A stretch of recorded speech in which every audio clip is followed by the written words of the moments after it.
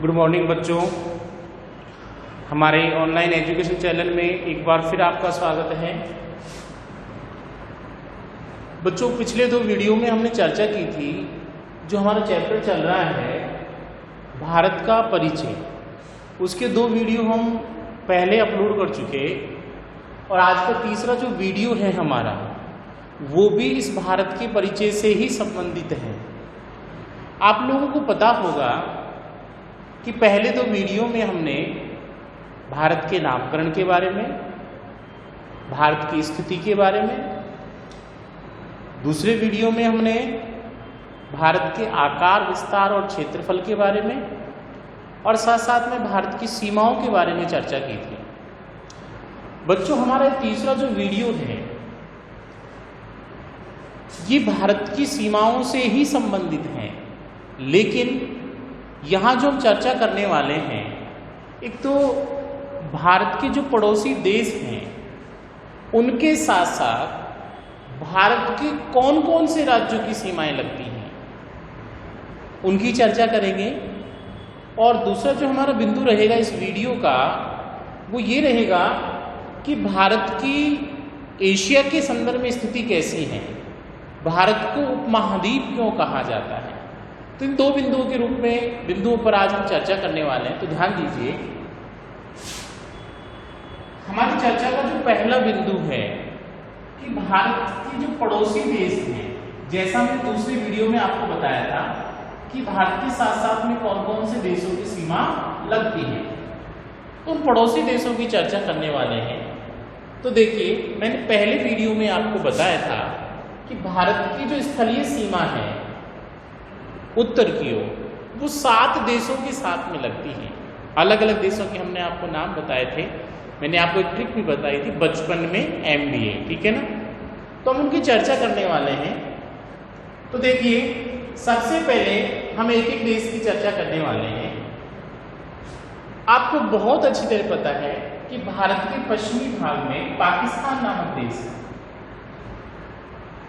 और ये पाकिस्तान नामक जो देश है उसके साथ में भारत के कौन कौन से राज्यों की सीमाएं लगती हैं। लास्ट वीडियो में हमने सिर्फ इतनी चर्चा की थी कि भारत और पाकिस्तान की सीमा और उसका नाम, लेकिन आज का जो वीडियो हमारा है कि जिस देश के साथ में सीमा लग रही है उसके साथ में भारत के कौन कौन से राज्य सटे। मेन भारत के राज्यों की चर्चा करने वाले हैं जो दूसरे देशों के साथ में सटे हैं। तो पाकिस्तान के साथ साथ में भारत के ऐसे कौन से राज्य जो पाकिस्तान की सीमा से लगते हैं। तो देखिए दोस्तों, इसके लिए हमारे पास एक और ट्रिक है जिसको आपको ध्यान में रखना है। तो पाकिस्तान की यदि आप चर्चा करते हैं, ध्यान देना, पाकिस्तान के साथ साथ में कौन कौन से भारतीय राज्य हैं जिनकी सीमा निर्धारित होती है। तो पाक में पंगू राज्य है। कैसा राज्य है? पंगू राज्य है। ये सिर्फ हमारे समझने के लिए है, जिससे हम समझ जाएंगे कौन कौन से भारतीय राज्य हैं जो पाकिस्तान के साथ सीमा बनाते। आपको बहुत स्थिर पता है, राजनीतिक अस्थिरता के लिए जाना जाता है पाकिस्तान, बार बार सेना के द्वारा तख्ता पलट किया जाता है।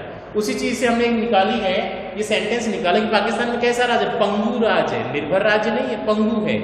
तो आपको यहाँ राज्यों के नाम, आपको यदि लाइनें हैं याद है, तो किसके साथ में? पाकिस्तान के साथ में भारत के कौन कौन से राज्य वो इसी लाइन के अंदर छुपे हुए हैं। तो हम आपको बताएंगे। देखिए, पहला जो राज्य है पंग का मतलब है पंजाब से संबंधित। दूसरा, यहाँ पे जो गु अक्षर है इसका मतलब है गुजरात से संबंधित। तीसरा आ गया रा का मतलब राजस्थान से संबंधित। और चौथा कौन सा आ गया? जयपुर, जम्मू कश्मीर से संबंधित। तो भारत के 4 ऐसे राज्य हैं जिनकी सीमा किसके साथ में मिलती है? पाकिस्तान के साथ में।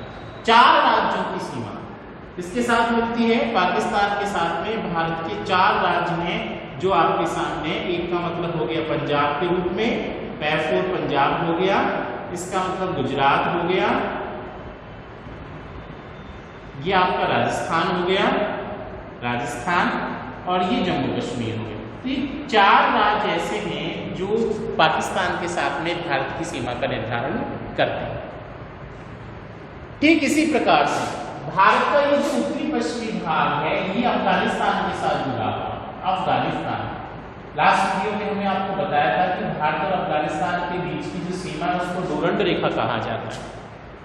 तो भारत के ऐसे कौन से राज्य हैं जो अफगानिस्तान से जुड़ते हैं? तो यहाँ सिर्फ आपको देखना पड़ेगा जम्मू कश्मीर नामक राज्य जो सिर्फ अफगानिस्तान के साथ में जुड़ता है, यानी एकमात्र राज्य है भारत का जम्मू कश्मीर जो किसके साथ में सीमा बनाता है? अफगानिस्तान के साथ में सीमा बनाता है। अब हम इधर की ओर आ जाते हैं, चीन की। ये चीन है और अभी भारत और चीन के बीच में जो संबंध हैं वो तनातनी के बने हुए हैं। तो चीन के साथ साथ में भारत की कौन कौन से राज्य हैं जो सीमा बनाते हैं? कल हमने बताया था कि भारत और चीन के बीच की जो सीमा है उसको मैकमोहन रेखा कहते हैं। बाउंड्री जो है, LOC है, लाइन ऑफ कंट्रोल जो है, उसको क्या कहा जाता है? मैकमोहन रेखा कहा जाता है। ठीक है, तो रेखा तो होगी, लेकिन भारत के साथ, चीन के साथ में भारत के कौन कौन से राज्य हैं जो चीन से जुड़े हुए हैं, तो उनकी हम चर्चा करते हैं। ध्यान दीजिए, तो देखिए चीन। अब चीन के साथ में जो राज्य हैं उसको याद करने की भी एक छोटी सी ट्रिक्स है आपके सामने, आप ध्यान देना। जम्मू का सिपाही अरुण हिम पर उतरा, हिम पर उतरा। ये एक ट्रिक्स है जिसके माध्यम से आप उन सभी राज्यों के नाम याद कर सकते हैं जो चीन के साथ में जुड़े हुए हैं। भारत के जो राज्य किसके साथ जुड़े हुए हैं? चीन के साथ जुड़े हैं। तो ये 5 राज्य हैं। कितने राज्य हैं? 5 राज्य। चीन से जुड़े हुए कितने राज्य हैं? 5 राज्य जो चीन और भारत की सीमा के सहारे फैले हुए मिलते हैं। तो देखिए पहला कौन सा हो गया? जम्मू का मतलब कौन सा हो गया? जम्मू कश्मीर हो गया। ये का जो है ये साइलेंट है यहाँ पे, या जो सी है इसका मतलब किससे संबंधित है? सिक्किम से संबंधित है। ये अरुण का मतलब कौन सा हो गया? अरुणाचल प्रदेश हो गया। हिम का मतलब क्या हो गया? हिमाचल प्रदेश हो गया। और उत्तरा का मतलब क्या हो गया? उत्तराखंड हो गया। देखो अलग अलग पूरे जो सारे के सारे शब्द हैं वो एक एक राज्य की कहानी कह रहे हैं कि कौन सा राज्य इसके साथ में जुड़ा हुआ है। तो चीन के साथ में कितने जुड़े हुए? 5 राज्य। एक बार फिर रिपीट करते, कौन कौन से? जम्मू कश्मीर राज्य है, सिक्किम नामक राज्य है, अरुणाचल प्रदेश नामक राज्य है, हिमाचल प्रदेश नामक राज्य है और उत्तराखंड नामक राज्य है, जिसको पहले उत्तरांचल भी कहा जाता है। तो ये 5 राज्य जो हैं किसके साथ में जुड़े हुए हैं? चीन के साथ में जुड़े हैं। अब आगे की ओर आते हैं हम। यहाँ पे देखो ये जो पार्टीशन है, यहाँ एक और भारत का पड़ोसी देश मिलता है, इसका नाम क्या है? नेपाल।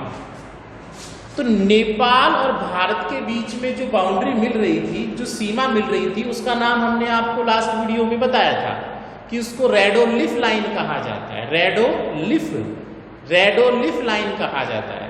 लेकिन भारत के साथ साथ हम देखें नेपाल और भारत की जो बाउंड्री मिलती है, तो नेपाल के साथ भारत के कौन कौन से राज्य अपनी सीमा बनाते हैं, यानी नेपाल के सहारे भारत के कौन कौन से राज्य फैले हुए हैं, तो उसकी हम चर्चा करेंगे। ध्यान दीजिएगा, नेपाल और नेपाल के सहारे भारत के ऐसे कौन से राज्य जो विशेष रूप से देखने को मिलने वाले हैं। तो देखिए नेपाल के साथ साथ में कौन से राज्य जो बाउंड्री बनाएंगे, आपको कुछ भी याद नहीं करना, यहाँ भी आपको छोटी सी ट्रिक्स याद करनी है, मैं बताता हूँ। SUBBU ये शब्द आपको याद रखना है। आपको थोड़ी देर के लिए ये मान लीजिए कि नेपाल का जो पुराना नाम वो क्या है? सुब्बू है। काल्पनिक रूप से, सत्य नहीं है, हम सिर्फ याद करने के लिए बता रहे हैं। नेपाल को क्या कहते थे? पहले सुब्बू कहते थे। क्या कहते थे? सुब्बू कहते थे। तो ये सुब्बू, ये जो सुब्बू मैंने आपके सामने लिखा हुआ है, ये सारे के सारे भारतीय राज्य हैं जो नेपाल के सहारे जुड़ते हैं या नेपाल के सहारे फैले हुए मिलते हैं। तो ऐसे कौन कौन से भारतीय राज्यों की हम चर्चा करने जा रहे हैं। देखिए ये जो एस है, इस एस का मतलब हो गया सिक्किम। तो नेपाल के सहारे मिलने वाला भारत का एक राज्य कौन सा हो गया? सिक्किम हो गया। ये जो यू है, इसका मतलब आप मान लीजिए उत्तराखंड से, ये उत्तराखंड हो गया। तो दूसरा राज्य कौन सा हो गया? उत्तराखंड हो गया। ये जो बी है, इसका मतलब आप मान लीजिए बिहार से, बिहार, और दूसरा भी आ गया, इसका मतलब किससे आ गया? बंगाल। बंगाल का मतलब कौन सा? पश्चिम बंगाल से। और ये यू है, इसका मतलब मान लीजिए आप उत्तर प्रदेश से। तो ये 5 राज्य ऐसे हैं जो नेपाल की सीमा के सहारे फैले हुए हैं और इन 5 भारतीय राज्यों के सहारे नेपाल की सीमा फैली हुई मिलती है। एक बार वापस रिपीट करते हैं। S4 क्या हो गया? सिक्किम हो गया। U4 क्या हो गया? उत्तराखंड हो गया। B4 क्या हो गया? बिहार हो गया। नेक्स्ट B4 क्या हो गया? बंगाल, इट मीन्स पश्चिम बंगाल हो गया। और U का मतलब फिर क्या हो गया? वापस उत्तर प्रदेश हो गया। तो 5 राज्यों के साथ में नेपाल और भारत की सीमा का क्या होता है? निर्धारण होता है। अब उसके बाद देखिए यहाँ पे एक राज्य और मिलता है, एक देश मिलता है भारत का पड़ोसी देश, इसका नाम क्या है? भूटान। क्या है? भूटान। क्या नाम है? भूटान। अब भूटान के साथ साथ में कौन कौन से राज्य सीमा बनाते हैं, तो ये आपको देखना पड़ेगा। देखते हैं, हम चर्चा करते हैं कि भारत और भूटान के सहारे कौन कौन से, तो ऐसे कौन से राज्य हैं जो भारतीय राज्य हैं जो भूटान की सीमा के सहारे फैले हुए मिलते हैं। तो भूटान के लिए फिर आपको एक शब्द याद करना पड़ेगा, ये साब याद करना है। भूटान के साब, साब कहाँ के रहने वाले थे? भूटान के रहने वाले। तो भूटान के साब आपको याद करना है। और यदि भूटान के साब आपको याद रखे तो फिर उन भारतीय राज्यों के नाम याद हो जाएंगे जो भूटान की सीमा के सहारे फैले हैं। तो भूटान की सीमा के सहारे कितने राज्य फैले हुए मिलते हैं? 4 राज्य फैले हुए। कौन कौन सा? S4 सिक्किम आ गया, A4 अरुणाचल आ गया, दूसरा जो है A है उसका मतलब कौन सा आ गया? असम आ गया, और B का मतलब कौन सा आ गया? बंगाल आ गया। बंगाल जब भी आएगा उसका मतलब किससे संबंधित होगा? पश्चिम बंगाल राज्य से। ध्यान रखने वाली बात है आपको कि जब भी हम छोटी सी बंगाल की चर्चा करने वाले हैं भारत के संदर्भ में, तो बंगाल का मतलब कौन से राज्य से होगा? पश्चिम बंगाल से। तो ये 4 भारतीय राज्य, S का मतलब सिक्किम, A का मतलब अरुणाचल, एक दूसरा जो है नेक्स्ट उसका मतलब क्या हो गया? असम से, और फिर B का मतलब कौन सा हो गया? बंगाल, यानी पश्चिम बंगाल। तो ये 4 भारतीय राज्य जो हैं ये किसके साथ में सीमा बना रहे हैं? भूटान के साथ में सीमा बना रहे हैं। चलो फिर हम आगे चलते हैं। ये भारत का ये वाला जो भाग, यहाँ पे म्यांमार नामक देश है, म्यांमार, और इसी का पुराना जो नाम था उसको हम कहते थे बर्मा। क्या कहते थे? बर्मा। लास्ट वीडियो में हमने आपको बताया था कि भारत और म्यांमार के बीच में जो सीमा रेखा मिलती है उसको इंडो बर्मा बैरियर कहा जाता है। क्या कहा जाता है? Indo Burma barrier. लेकिन आज हमारे चर्चा का विषय ये नहीं है। आज हम चर्चा ये कर रहे हैं कि म्यांमार के साथ साथ में लगने वाले भारतीय राज्य कौन कौन से हैं। तो ऐसे कौन कौन से भारतीय राज्य हैं जो म्यांमार के साथ में भारत की सीमा बना रहे हैं। तो ध्यान दीजिए, म्यांमार, तो म्यांमार के साथ में कौन कौन से भारतीय राज्य उसकी चर्चा करते हैं। तो उसमें आपको कुछ भी ध्यान नहीं रखना, आपको ये ध्यान रखना है कि आपकी जो मामी है उसका नाम क्या है? अरुणा है। क्या नाम है? अरुणा है। याद करने की ट्रिक्स है, हम नहीं कह रहे क्या नाम है, कुछ भी नाम हो, हम सिर्फ याद करने के लिए, लाइफ टाइम याद करने के लिए, कभी भी नहीं भूल पाए, इसलिए रोचक तरीके से याद करने के लिए आपको ये ध्यान रखना है कि आपकी मामी का नाम क्या है? अरुणा है। अरुणा मामी। क्या नाम है? अरुणा मामी। और इसी से हमारे क्या निकल के आएंगे? म्यांमार। म्यांमार के साथ में तो देखिए कौन कौन से राज्य, 4 राज्य यहाँ भी सीमा बना रहे हैं। म्यांमार के साथ में भारत के 4 राज्य हैं।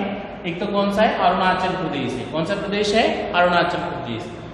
दूसरा अनाज शब्द जो आया वहीं से एक और आ गया, नागालैंड आ गया। कौन सा आ गया? नागालैंड आ गया। नागालैंड। ये जो मैं है इसका मतलब हो गया मणिपुर। कौन सा हो गया? मणिपुर। और लास्ट में जो मी आ गया इसका मतलब हो गया कौन सा? मिजोरम। तो देखिए अलग अलग जो शब्द अपने आप कहानी कह रहा है कि भाई मैं ये हूं, तो फिर याद करने में कहाँ परेशानी है। अरुणा, तो अरु से क्या मतलब आ गया? अरुणाचल प्रदेश। अणा का मतलब क्या आ गया? नागालैंड आ गया। मैं का मतलब क्या आ गया? मणिपुर आ गया। और मी का मतलब क्या आ गया? मिजोरम आ गया। तो 4 ऐसे भारतीय राज्य जिनकी सीमा किसके साथ में मिलती है? म्यांमार के साथ। ठीक है, अब हम भारत के एक और पड़ोसी देश की ओर चलते हैं। देखो यहाँ ये जो भाग है, यहाँ मिलता है बांग्लादेश। कौन सा मिलता है? बांग्लादेश। ये भी भारत का एक पड़ोसी देश है। और यदि हम ऐसा कहें कि बांग्लादेश जो था पहले भारत का ही भाग था, लेकिन 1947 में भारत और पाकिस्तान का विभाजन हुआ और भारत पाकिस्तान विभाजन होने के कारण ये पाकिस्तान के रूप में चला गया। और पहले जो वर्तमान का बांग्लादेश है उसको पहले पूर्वी बांग्लादेश, पूर्वी पाकिस्तान कहा जाता था। और ये वर्तमान का जो पाकिस्तान है उसको पहले पश्चिमी पाकिस्तान कहा जाता। तो ये पाकिस्तान का ही भाग था, लेकिन बाद में भारत के सहयोग से इसे नए राष्ट्र का दर्जा प्राप्त हुआ। और आज इसको किसके नाम जानते हैं? बांग्लादेश के नाम। लास्ट वीडियो में हमने चर्चा की थी कि बांग्लादेश के साथ में भारत की जो सीमा लगती है उस सीमा को पूर्वांचल कहा जाता है या पूर्वी गलियारा कहा जाता है। क्या कहा जाता है? पूर्वांचल या पूर्वी गलियारा कहा जाता है। आज की वीडियो में हम चर्चा कर रहे हैं कि बांग्लादेश के साथ में लगने वाले भारतीय राज्य कौन कौन से, यानी सिर्फ हम भारतीय राज्यों की चर्चा कर रहे हैं जिनका संबंध किसके साथ में है? बांग्लादेश के साथ। तो देखिए ये बांग्लादेश हो गया और इसके साथ साथ में कौन सी भारतीय राज्य जो अपनी सीमा बना रहे, ध्यान दीजिए, बांग्लादेश। और इसको याद करने के लिए भी आपको मैं एक छोटी सी ट्रिक बताता हूं ताकि आप उसको ढंग से, रुचिकर ढंग से याद कर सकते हैं। देखिए हमारे मित्र होते हैं, आपका भी कोई मित्र होगा, आप क्लोज फ्रेंड होते हैं, तो मित्र क्या होता है? एक अच्छा मित्र होता है और एक हम ऐसा कहें कि मित्र नाम मात्र का मित्र होता है। तो अच्छा मित्र होता है जो आपकी कमियों को आपके मुंह के सामने उजागर करता है, और जो सिर्फ नाम मात्र का मित्र होता है वो क्या करता है? आपके सामने आपकी जितनी भी कमियां हैं उनको हाँ में हाँ करता रहेगा, लेकिन जब आप कमरे से बाहर चले जाओगे तो बाद में वो आपकी कमियों के ऊपर क्या करता है? हंसता है, आपकी मजाक उड़ाता है। तो उस मजाक से हमने क्या निकाली? हमारी ये ट्रिक निकाली है। मित्र जो है बगल में हंसता है, सामने नहीं हंसता है। मित्र कब हंसता है? बगल में हंसता है। मित्र कब हंस रहा है? मित्र बगल में हंस रहा है। तो ध्यान दीजिए, मित्र बगल में,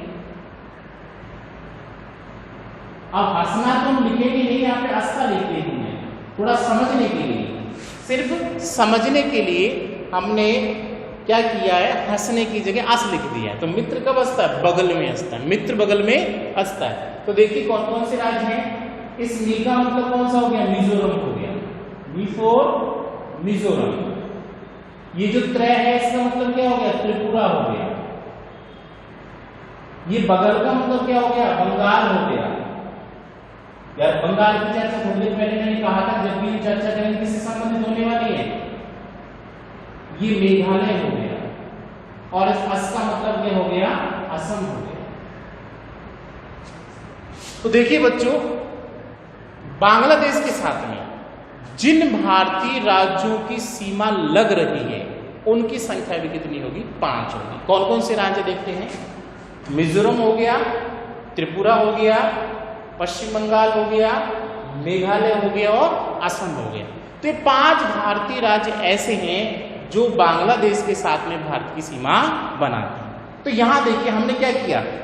भारत के उन सभी पड़ोसी देशों की चर्चा की जिनके साथ में भारत की सीमा का निर्धारण हो रहा है, और साथ साथ में विशेष रूप से हमने चर्चा किसकी की कि भारत के ऐसे कौन कौन से राज्य हैं जो उन देशों के साथ में भारत की बाउंड्री का निर्धारण कर रहे हैं। विशेष रूप से ध्यान देने वाली बात है कि कभी कभी आपके एग्जाम में पूछ लिया जाता है कि जैसे ये बांग्लादेश का एग्जाम्पल ले लें, आपको दे दिया जाएगा कि बांग्लादेश के साथ निम्न में से किस राज्य की सीमा मिलती है, या तो ऐसा प्रश्न पूछा जाएगा, या बांग्लादेश की सीमा नहीं मिलती है। यदि मिलती है तो 3 तो इन गलत आंसर दिए जाएंगे और 1 के रूप में इसमें सही आंसर दिया जाएगा, और यदि नहीं मिलती है ऐसा पूछा जाता है तो 3 तो इसमें से सही आंसर दिए जाएंगे, 1 आपको गलत आंसर दिया जाए। ऐसे किसी से भी संबंधित ये प्रश्न आपसे पूछ सकता है। तो ये हमने चर्चा की भारत के पड़ोसी देश और उनसे मिलने वाले भारतीय राज्यों के नामों। चलिए आगे चलते हैं।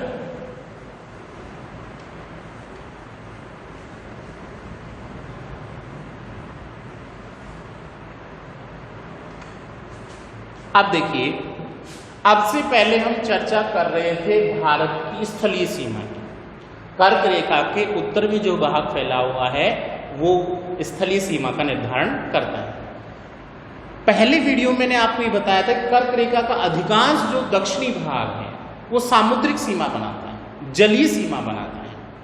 तो भारत का दक्षिणी जो भाग है वो जलीय सीमा बनाता है। तो इस जलीय सीमा के सहारे भारत के कितने राज्य फैले हुए मिलते हैं, या कौन कौन से राज्य फैले हुए हैं? तो आपको ध्यान देने वाली बात यह है कि जलीय सीमा जो है उसके सहारे भारत के 9 राज्य फैले हुए हैं। कितने राज्य फैले हुए हैं? 9 राज्य। भारत की जो जलीय सीमा है उसका निर्धारण करने वाले जो राज्य हैं, कितने राज्य हैं? 9 राज्य। भारत की जलीय सीमा का निर्धारण कितने राज्य करते हैं? 9 राज्य करते हैं। कौन कौन से वो राज्य हैं? तो ध्यान दीजिए एक एक को हम देखते हैं। सबसे पहले तो ये है कौन सा, गुजरात।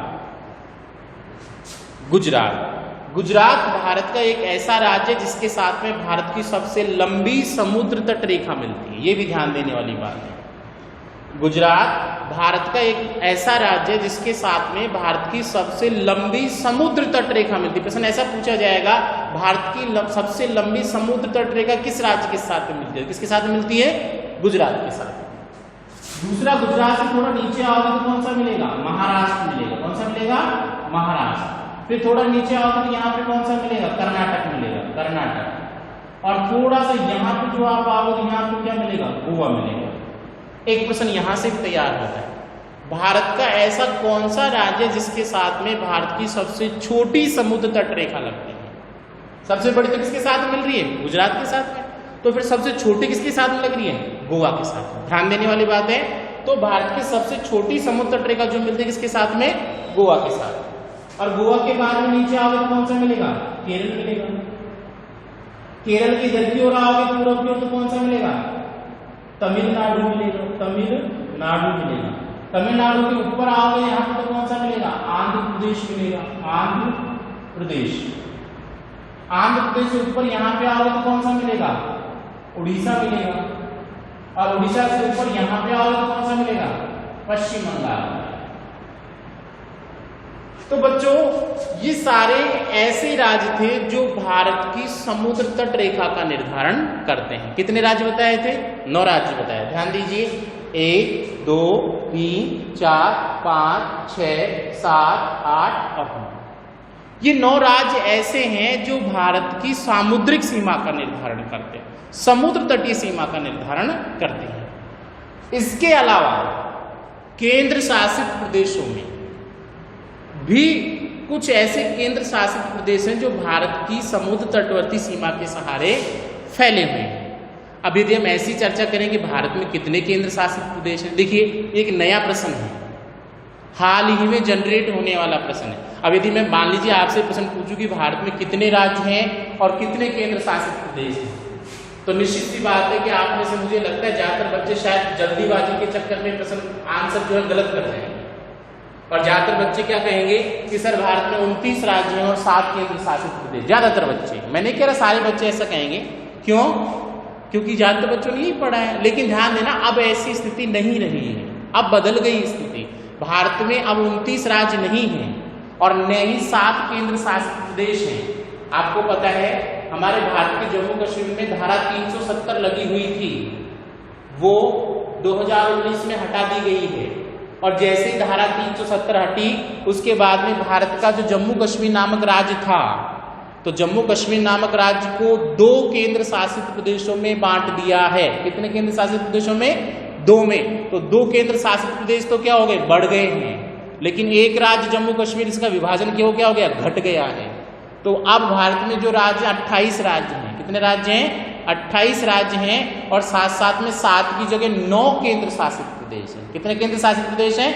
बहुत अच्छा प्रश्न है, ध्यान देना, कंफ्यूजन वाला प्रश्न है। और आप लेटेस्ट चीज ध्यान रखेंगे तो भारत में पहले कितने राज्य थे? 29 राज्य थे और 7 केंद्र शासित प्रदेश थे।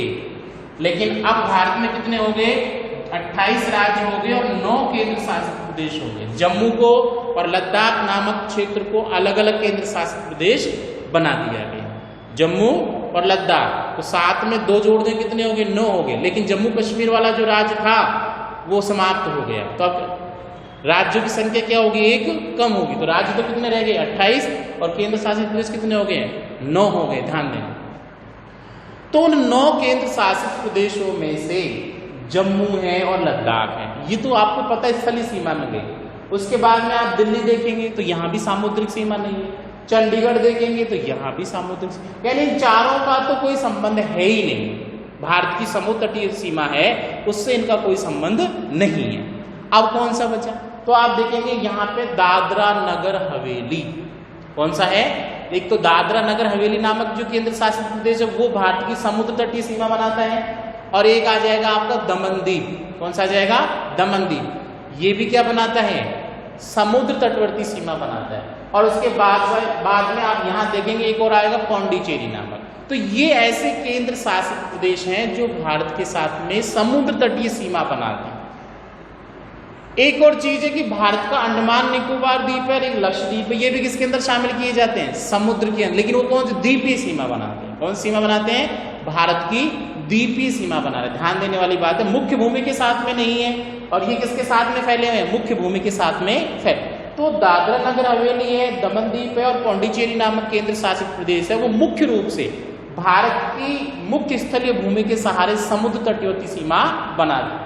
जबकि अंडमान निकोबार द्वीप समूह है और लक्षद्वीप समूह है, ये भारत की द्वीपीय सीमाओं के रूप में शामिल किए जाते हैं। तो ये हमने चर्चा की इसकी कि भारत के जो राज्य हैं और केंद्र शासित प्रदेश हैं, तो कौन कौन से राज्य भारत की समुद्र तटवर्ती सीमा के सहारे फैले हुए हैं और कौन कौन से केंद्र शासित प्रदेश भारत की समुद्र तटवर्ती सीमा के सहारे फैले हुए हैं।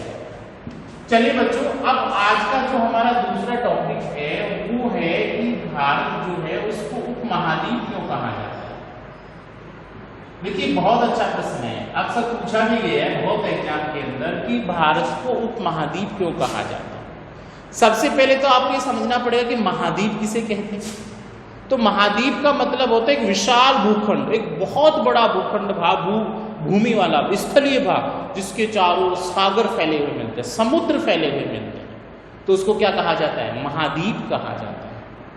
तो विश्व में कितने महाद्वीप हैं, 7 महाद्वीप। तो बड़ी विशाल भूमि वाला भाग जिसके चारों ओर पानी पानी फैला उसको महाद्वीप कहा जाता है। और भारत को क्या कहा जा रहा है, उपमहाद्वीप कहा जा रहा है। यानी भारत महाद्वीप तो है नहीं, लेकिन किसके समान है, उपमहाद्वीप के समान। देखिए भारत को प्रायद्वीपीय भारत भी कहते हैं। क्या कहते हैं, प्रायद्वीपीय भारत भी कहा जाता है। अब प्रायद्वीप का मतलब होता है जिसके 3 ओर पानी होता है, उसको क्या कहा जाता है, प्रायद्वीप कहा जाता है। ये भारत की स्थिति है, ये ऐसी स्थिति आप देख लें। यहाँ पे कौन सा है, हिंद महासागर है, यहाँ कौन सा है, अरब सागर है, यहाँ कौन सा है, बंगाली, 3 ओर पानी है। तो भारत का जो दक्षिणी भाग है उसके 3 ओर पानी है। तो 3 ओर पानी होने के कारण भारत को क्या कहा जाता है, प्रायद्वीपीय भारत कहा जाता है। और एक होता है द्वीप। द्वीप का मतलब होता है जिसके चारों ओर पानी फैला हुआ, ऐसी स्थलीय भूमि जिसके चारों ओर पानी फैला उसको क्या कहा जाता है, द्वीप कहा जाता है। जैसे हम देखें यहाँ पे लक्षद्वीप है, अब लक्षद्वीप पे क्या है, चारों ओर पानी फैला हुआ है। तो द्वीप मतलब जिसके चारों ओर पानी फैला हो लेकिन छोटा हो भूखंड के हिसाब से, द्वीप कहलाएगा। जिसके 3 ओर पानी भरा हो क्या कहलाएगा, प्रायद्वीप कहलाएगा। और जिसका भूखंड बहुत बड़ा हो और उसके चारों ओर पानी फैला उसको क्या कहेंगे, महाद्वीप कहेंगे। लेकिन भारत क्या कहला रहा है, उपमहाद्वीप कहला रहा है। अब उपमहाद्वीप क्यों कहा गया, देखिए भारत अपने क्षेत्रफल के दृष्टिकोण से इतना बड़ा है कि यहाँ इतनी अधिक भिन्नताएं मिलती हैं, चाहे वो जनसंख्या संबंधी भिन्नता हो, चाहे यहाँ पे आर्थिक भिन्नता हो, चाहे सामाजिक भिन्नता हो, या फिर धार्मिक भिन्नता हो, या फिर राजनीतिक भिन्नता हो, या सामरिक भिन्नता हो। आप प्रत्येक दृष्टिकोण से उठाकर देख लीजिए, भारत में बहुत ज्यादा भिन्नताएं मिलती हैं।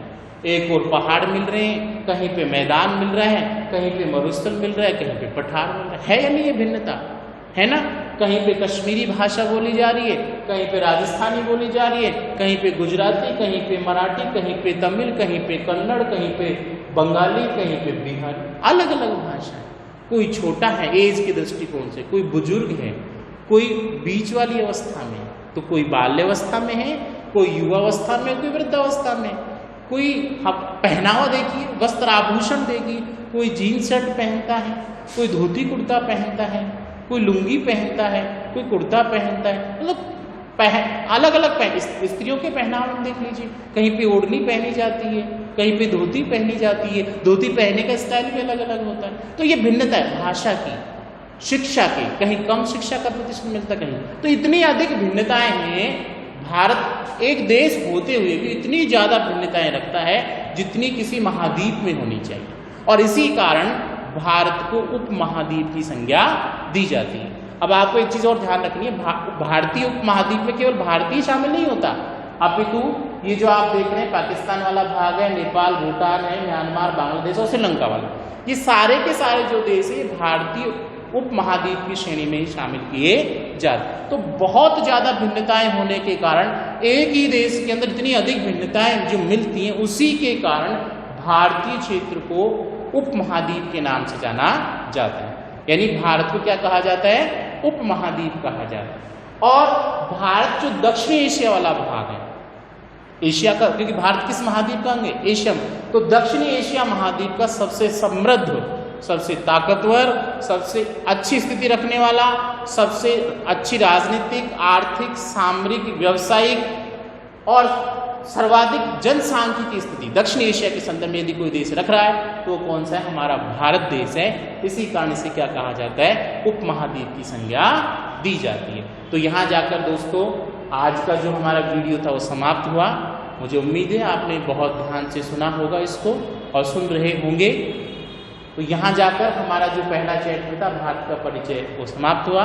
आप सभी को इस वीडियो को सुनने के लिए धन्यवाद।